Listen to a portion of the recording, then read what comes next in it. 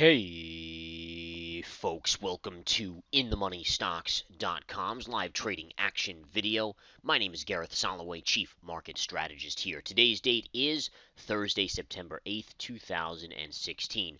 Markets are in choppy float mode again today, 58 million on the SPY. Definitely getting more volume than we did last week or the first day back, which is a holiday hangover day on Tuesday, but by no means is it volatile, is it wild, is it heavy. All right, and I think you can see that clearly from the price action. We're still in the range of the last couple days.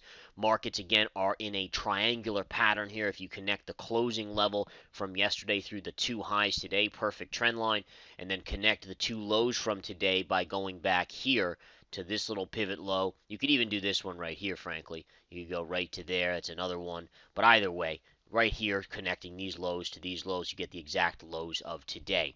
So you can see a triangle, right, from down here and then a slight incline, draw the line straight down. Today has been a triangle day. Now, eventually we will break out. Maybe into the end of the day today we will break out. We will see. If you do break out, there's minimal upside. And I think we've seen that time and time again, is that the markets are still right around all-time highs.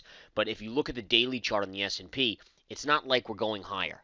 The markets are maybe making a slightly higher high and then stalling out and pulling back, and then coming up and retesting those same levels and then stalling and pulling back.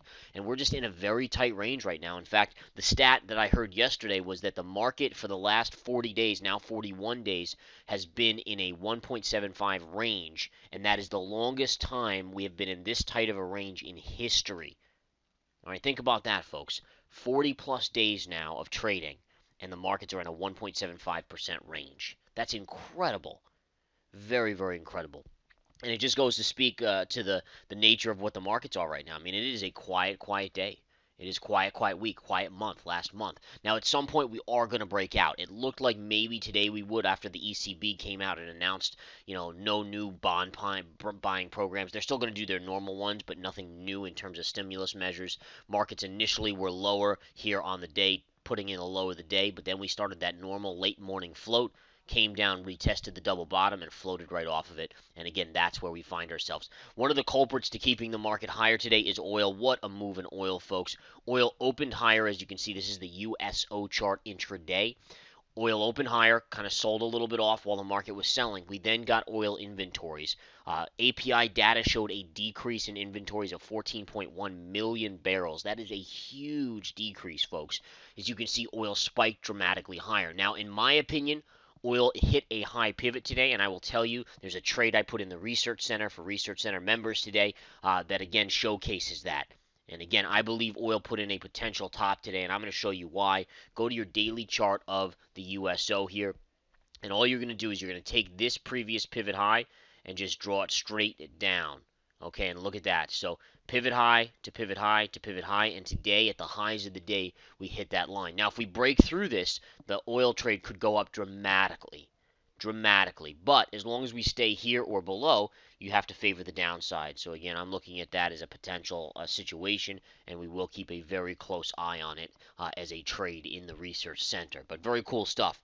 The dollar today, after the ECB getting a small bounce, it initially opened lower. As you can see, this is the daily chart of the UUP, which is the ETF that tracks the dollar. We opened a little bit lower today, and then we got back up. The dollar is actually in a triangular pattern on a much bigger scale. Take a look at this, guys. This is one of those really cool triangle patterns. I mean, look at that. Look at that lower trend line here. And then if you go to your high end, you have a bunch of trend lines up here from a long, long time ago. But I would say just use this trend line to right here, and there's your triangle. So pivot high to pivot high. So if we go up and test here, that's going to be resistance. Obviously, this is support. If you break below this level, you're going to head towards double bottom right down here. Now, one of the stocks that's taking a beating today is Apple. Apple, take a look at this, guys. Just off the lows of the day on the daily chart. We shorted it right up here. I'm still holding the short. We're still in this. We're in the money, $4.50 already on this short. I'm looking for it to go at least to these moving averages. Gap window right here. You can see the 50 and the 200 moving average gap window. I do think there's a chance it gets down to this pivot point right here, or maybe even gap fill down here at 97. I will wager as we get closer, I'll analyze it, obviously, and decide what I think, what's going to happen here, and we'll take it from there. But pretty interesting stuff there. One other little tidbit I want to mention to you guys that you want to keep an eye out here is for the dry bulk shipping index, the Baltic Dry Index. It dramatically surged in the last 24 to 48 hours, about 10% to the upside, and you're starting to see some shipping stocks reacting to that. Take a look at SBLK, Star Bulk Carriers. Look at this move here. That's a dramatic move, folks. Up 18, almost 19% today alone. You can also look at EGLE as another name. That's only up about 6%. But if the dry bulk shipping index continues higher, and remember that index basically sets the rates that these shipping companies can charge. So if that continues higher, you're going to look for a stock like EGLE to really get some big momentum. Diana Shipping DSX is another name. You can see that one's already starting to make a move here. These stocks are at such dead lows. Look, if I zoom out on the chart, I mean, look at where these things were trading. So, I mean, my point is that if these things really get going, there's a lot of upside to them. Now, some people have asked me about DRYS, Dry Ships. I mean, this is so close to bankruptcy. Of course, it could get a run, but be really careful investing in it if you are just thinking about it. Okay? So, just wanted to pass that along. Keep an eye on the BDI, which is the Baltic Dry Index. And again, you can Google that and find the chart of that. It doesn't really come up on many of our softwares, but you can find it online pretty easily. And again, keep an eye on that. If that continues up, you're looking at a great opportunity in many of these. I like the EGLE personally. It's a very small company, but has a history of major moves. There's also Sino Shipping. That's had a big run recently, has pulled back, but if that dry bulk shipping index continues up, this will get a big move again. And there's a bunch of other ones. GNK is another one, I think. You can see that that's at the low end of the chart. Still up 4% today, but still low end of the chart. Okay, I'm going to pass along and get going here, guys. But again, just wanted to give you my keynote updates. Don't forget, come join inthemoneystocks.com. Take the 7-day free trial to the Research Center. I put out a trade. I'm putting a trade out every single day because right now the volatility is starting to increase, so you're going to get more action.